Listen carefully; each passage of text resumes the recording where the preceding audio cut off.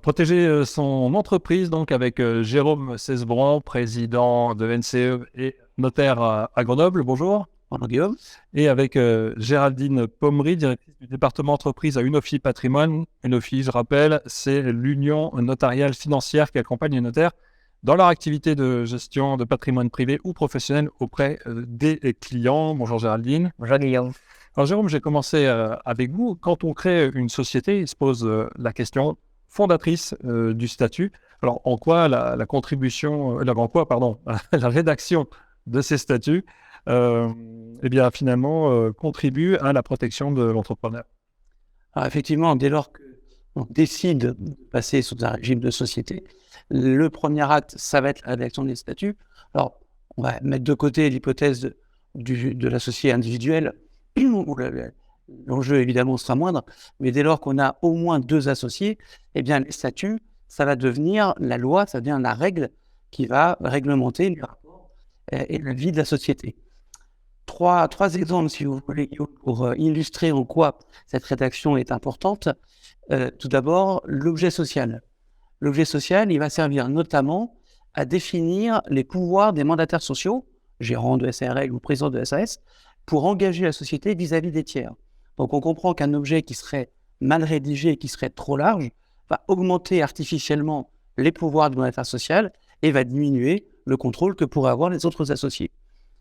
Deuxième exemple, en matière de prise de décision. Dans une société, on parle traditionnellement de décisions d'assemblée ordinaire ou extraordinaire, selon l'importance des décisions. Bien, il va falloir définir dans les statuts quelles règles de majorité vont s'appliquer pour pouvoir prendre ces décisions, avec toujours la difficulté d'éviter le blocage, mais également de coller un petit peu à la réalité du poids et du pouvoir de chaque associé dans la structure. Et puis un troisième exemple en matière de clause d'agrément, là on est dans l'hypothèse où un des associés souhaite sortir ou malheureusement décède et ses héritiers vont prendre sa suite. La question qui se pose, c'est est-ce que automatiquement je vais pouvoir céder mes parts à n'importe quel autre associé, ou est-ce que dans les statuts, je vais prévoir une clause d'agrément qui va permettre aux associés restants de dire oui ou non, j'accepte que tel nouvel associé entre dans la société. Donc voilà 3 exemples qui illustrent l'importance des statuts bien rédigés. On va revenir sur ces notions de relations entre associés. Ensuite, j'avais d'abord une question pour revenir au statut avec vous, Géraldine Pommery. On trouve beaucoup aujourd'hui d'offres sur Internet qui nous proposent de rédiger facilement ces statuts pour pouvoir les déposer tout aussi facilement. Je ne reviens pas sur le guichet unique. Mais en tout cas, sur cette question de la rédaction des statuts, qu'est-ce qu'on doit penser de ces outils Internet qui nous proposent de tout faire en un claquement de doigts? Alors, ça peut être intéressant pour démarrer rapidement. Ce sont des solutions qui sont ce que j'appellerais préfabriquées. Donc, elles sont conçues pour le plus grand nombre et des situations générales. Toutefois, l'entreprise va grossir, va se structurer, va évoluer, peut-être faire rentrer d'autres gens au capital. D'un autre côté, le chef d'entreprise lui-même, sa situation va évoluer aussi. Il peut se marier, avoir des enfants, divorcer, se remarier. Et donc, les statuts qu'on va avoir signés au départ et qu'on aura mis au fond du tiroir, il faut régulièrement les exhumer du tiroir pour vérifier que ça colle encore ou adapté à la situation de l'entreprise et à la situation du chef d'entreprise. Jérôme, je reviens vers vous pour parler de ce pacte d'associés. Donc, c'est les 2e et 3e dispositions. C'est ce qui régit finalement la relation quotidienne entre associés. Quelles clauses doivent impérativement contenir ces pactes que l'on signe tout de suite après avoir rédigé les statuts? Alors, effectivement, il est important en même temps que la signature des statuts de prévoir un pacte d'associés, qui va plutôt régir les relations des associés hors de la société. Alors, les statuts, c'est la vie quotidienne de la société, et puis le pacte, c'est entre les associés. Et il est important de le signer tout de suite, puisque c'est un moment où tout le monde s'entend bien, et où c'est le bon moment pour mettre les points difficiles sur la table et pour les traiter. C'est un peu le contrat de mariage. Je sais pas, c'est un petit peu le contrat de mariage. Là aussi, quelques exemples des clauses importantes à prévoir dans un pacte d'associés, on a ce qu'on appelle la clause de sortie forcée. C'est l'hypothèse où un associé majoritaire se voit faire une offre de rachat de l'entreprise par un tiers, mais le tiers en question, il veut acheter 100% de la société. Dans cette clause de sortie forcée, on va obliger par avance l'associé minoritaire à céder ses titres dès lors que l'associé majoritaire a une offre qu'il souhaite accepter. Et puis on a le pendant de cette clause qui est la clause de sortie conjointe, cette fois qui va plutôt protéger l'associé minoritaire, c'est de dire que si, toujours dans cette hypothèse de cession de la totalité des titres, si on a une offre pour le majoritaire, eh bien, on s'oblige à racheter au même prix les actions du minoritaire pour qu'il ne soit pas lésé. Alors ça veut dire qu'il y a un minoritaire et un majoritaire, parce que souvent, quand on veut créer une société, on veut être à part égale, et puis le notaire ou le professionnel qui nous accompagne lui dit « Ah non, il faut quand même qu'il y ait une part en plus ». Vous n'aimez pas trop quand il n'y a pas de majorité? Alors, ça, c'est une question effectivement récurrente dès lors qu'on a deux associés qui ont à peu près le même poids dans le projet. On est dans une forme de quadrature du cercle, puisque on n'aime pas le 50-50, mais parfois, on n'a pas bien d'autres solutions. Merci. Alors, il y a une autre sortie forcée, Géraldine Pommery, c'est en cas de décès d'un des associés. Qu'est-ce qui se passe à ce moment-là? Eh bien, ce sont ces héritiers qui vont devenir normalement titulaires des titres. C'est-à-dire que très souvent, ça va être le conjoint et les enfants, et encore très souvent, ça va être le conjoint pour l'usufruit. Schématiquement, ça va être le droit au revenu, et les enfants pour la nue propriété, le droit au capital. Mais encore faut-il, justement, comme le disait Jérôme au premier point, encore faut-il que les héritiers soient agréés pour devenir associés. Alors, qu'est-ce que c'est un associé, un héritier agréé, pardon? Eh bien, la collectivité des associés restants va se positionner pour savoir si les héritiers vont pouvoir être au sein de l'entreprise en tant que nouvel associé en remplacement de leur père ou mère défunt. Maintenant, on n'est pas obligé d'agréer. Donc, si on n'agrée pas, c'est la question. Évidemment. Eh bien, si on n'agrée pas, les associés survivants et la société doivent désintéresser les héritiers, qui eux ont hérité d'une valeur de titre. Donc, va se poser la question de comment vont-ils financer ce rachat de titres aux héritiers. Et c'est à ce moment-là qu'on peut penser à mettre en place des assurances croisées entre associés. C'est-à-dire que chacun va s'assurer sur son propre décès au bénéfice de l'autre. Et si l'un décède, le contrat d'assurance va jouer et va délivrer aux survivants de quoi payer les titres aux héritiers.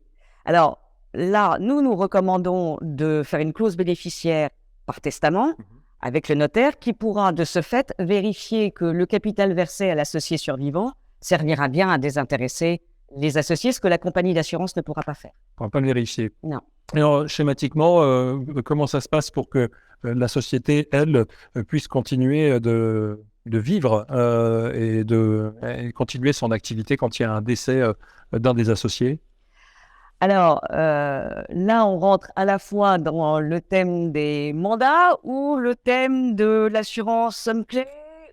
Bon, on va peut-être commencer alors dans ces cas-là par l'assurance, la question d'assurance somme clé. On peut faire vous vouliez ajouter autre chose? L'assurance somme clé. L'assurance somme clé, peut-être. Donc, on va, sur l'assurance somme clé, on va déjà peut-être demander à nos internautes si ils bénéficient ou non d'une assurance somme clé. Je vais vous demander de répondre à ce petit sondage. Peut-être même que vous ne le savez pas. Donc, est-ce que vous bénéficiez d'une assurance homme clé? Oui, non, ou vous ne le savez pas? On va relever la copie dans quelques secondes. Cette assurance homme clé, peut-être, vous allez peut-être pouvoir nous la définir en quelques mots. Allez-y. Absolument. Alors, en fait, dans une TPE et une PME, le chef d'entreprise, c'est l'homme orchestre, c'est l'homme clé, justement. C'est celui sur qui va reposer l'activité, c'est celui qui va tenir les relations avec les banques, les relations avec les clients, les relations avec les fournisseurs. Et donc, de ce fait, son indisponibilité ou sa disparition va remettre en cause la poursuite de l'activité. À titre d'exemple, en 2019, on s'est aperçu que 15% des transmissions d'entreprises par décès avaient fini par une faillite parce que l'entreprise ne s'en était pas relevée. Donc, une entreprise sur 7. Voilà. Donc, en fait, l'entreprise peut s'assurer contre le décès du dirigeant. Ça ne va pas le remplacer. évidemment. Mais d'un point de vue économique, elle va s'assurer et être bénéficiaire d'un capital qui va arriver en cas de décès. Alors attention, si on est à l'IS, c'est un produit exceptionnel, ça veut dire que 25% de la somme perçue repart à l'État. Mais néanmoins, il y a 75% de la somme assurée qui va permettre de donner le temps à l'entreprise de se retourner, d'avoir un nouveau modèle avec un nouveau dirigeant et donc d'avoir un flux de trésorerie. Alors, là, on a une majorité en fait de personnes qui ne bénéficient pas d'une assurance somme clé parmi nos éditeurs. 67% et 12% ne savent pas non plus s'ils en bénéficient ou non. Alors, est-ce que quand on ne sait pas, c'est qu'on n'en bénéficie pas en général? Très probablement. Très probablement. C'est-à-dire qu'on a moins de 20% qui ont souscrit une assurance homme clé. Exactement, il y a exactement 21% de personnes qui ont souscrit une assurance homme clé. Est-ce qu'elle est nécessaire et indispensable, cette assurance, Jérôme Cesbon? Alors, cette assurance, elle est indispensable, comme on vient de le dire, pour permettre à la société, dans une phase difficile, de bénéficier de la trésorerie nécessaire pour continuer à vivre. Donc, nécessaire, oui. Suffisante, non, parce qu'elle ne va pas répondre à une autre problématique, qui est la problématique de la prise de décision. Pour que l'entreprise continue à vivre, il va falloir que quelqu'un remplace le chef d'entreprise disparu. Et pour ce faire, on peut penser à un système de mandat. Alors, on a 2 mandats qui existent en France. Il y a le mandat à effet posthume, qui va intervenir en cas de décès, et puis du dirigeant. Et puis, il y a le mandat de protection future, qui, lui, va permettre de couvrir des périodes d'incapacité longue du chef d'entreprise. Et par ce mandat, le chef d'entreprise va pouvoir, par exemple, décider de la personne qui sera à même de prendre les décisions à sa place pour poursuivre l'activité de la société. Alors, c'est des régimes qui ont l'avantage d'exister, qui sont juridiquement perfectibles, qui devraient évoluer prochainement. Et puis, c'est des régimes sur lesquels il faut aussi être bien conseillé, puisqu'il faut que l'articulation entre ce qui est prévu dans le mandat et ce qui est prévu dans les statuts fonctionne. Donc, on a là aussi un vrai besoin pour que la protection joue son rôle à plein. Eh bien, il faut que les différents écrits soient compatibles entre eux. On revient à ce que disait Géraldine Pommery tout à l'heure. Le papier qui est au fond du tiroir, il faut le ressortir de temps en temps pour savoir s'il est bien compatible avec la situation du moment. Alors, quand on a des associés, cette question d'assurance somme clé, on se dit on peut faire bénéficier de l'assurance somme clé ses associés. Mais quand on est actionnaire unique de son entreprise, dans le cadre d'une SARL par exemple, et qu'on a des salariés sous sa responsabilité, comment faire à ce moment-là? Est-ce qu'on peut désigner un de ces salariés comme une personne clé de l'entreprise? On peut désigner tout à fait un salarié comme une personne clé de l'entreprise et donc l'assurer au titre d'une assurance somme clé pour peu qu'il ait une fonction qui soit vraiment clé. Il n'est pas trop directeur opérationnel d'une unité dans laquelle on n'est pas soi-même. Oui, alors je penserais plutôt par exemple au seul ingénieur de l'entreprise qui dirige le bureau d'études. Les autres ont certainement beaucoup de compétences, mais pas ingénieurs. Donc là, c'est une personne clé.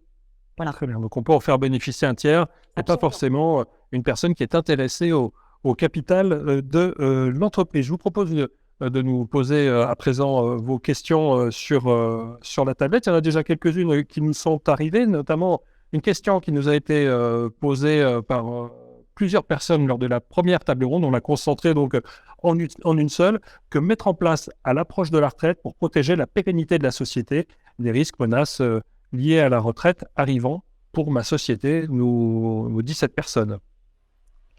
Alors, nous disent ces personnes, parce qu'elles sont plusieurs à avoir abordé cette question. La première réponse à faire, et la question en ce sens est très bonne, c'est que un départ, ça s'anticipe. Donc, la question doit se poser en amont pour pouvoir y apporter des réponses. Après, répondre à la question sans avoir le contexte, c'est difficile, puisque chaque situation va appeler une réponse particulière. On peut imaginer un exemple. On peut imaginer si la transmission va se faire à un salarié, c'est une des hypothèses que l'on rencontre régulièrement. On peut imaginer, par le pacte d'associés qu'on évoquait tout à l'heure, de faire rentrer progressivement le salarié futur chef d'entreprise pour l'intéresser, mais économiquement, il n'a pas forcément les moyens de tout racheter d'un coup. Donc, on peut, sur plusieurs années, lui céder 15%, puis 15 autres pourcents, et par le pacte d'associés, dès le début, prévoir comment on arrivera aux 100%, à quelles conditions, et puis prévoir le scénario catastrophe où finalement ça ne se passe pas bien, et comment on va ressortir pour protéger le chef d'entreprise en place, comment on va ressortir ce salarié qui est rentré et finalement qui n'était pas le bon. Donc voilà, c'est une réponse possible. On aurait une autre réponse, évidemment, si on avait des enfants qui seraient repreneurs. Et là, on pourrait partir sur un pacte du trail, mais qui nécessiterait d'autres développements que le temps qu'il nous appartient aujourd'hui. On en parlera peut-être à l'issue d'une prochaine e-rencontre des notaires NCE. Autre question, peut-il y avoir un intérêt entre un compte de tiers séquestre et un contrat homme-clé, s'il vous plaît? On a évoqué tout à l'heure ce qu'était le compte tiers séquestre.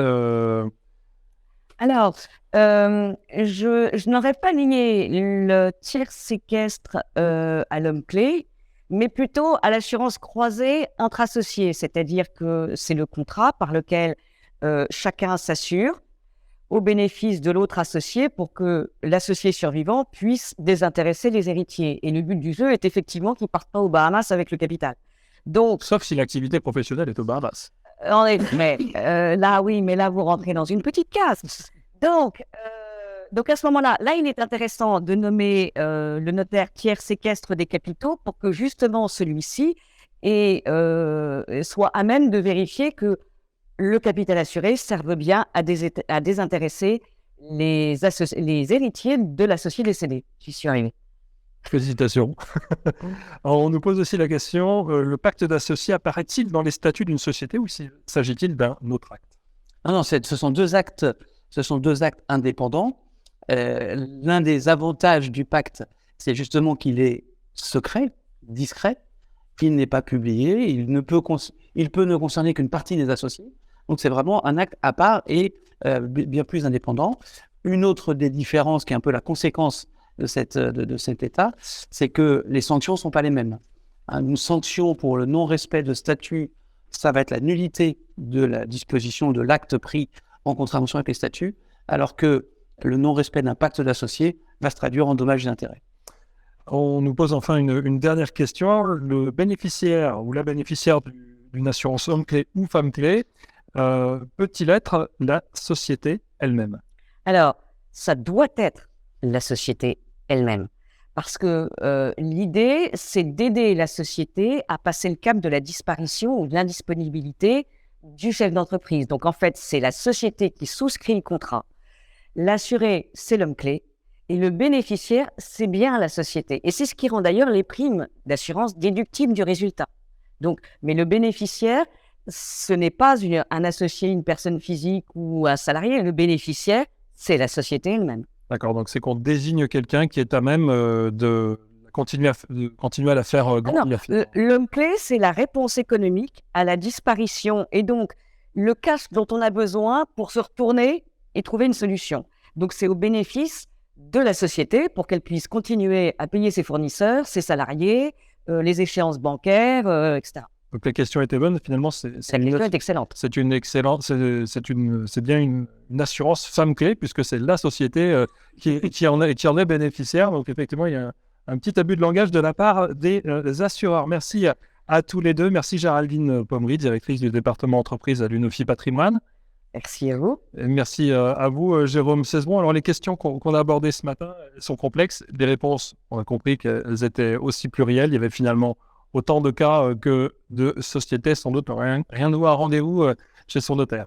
Oui, effectivement, la protection qui est le besoin premier va dépendre dans tous les cas de la situation précise et seule une réponse précise va permettre d'aboutir au résultat. Donc j'invite tous les auditeurs à se rapprocher de leurs conseils pour parvenir à cette protection optimale.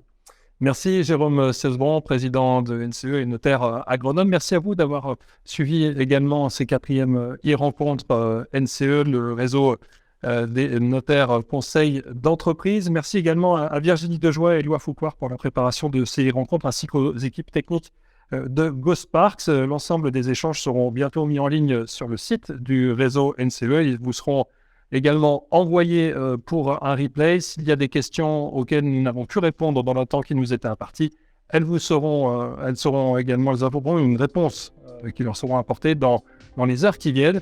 Merci pour votre attention. On vous souhaite une belle journée.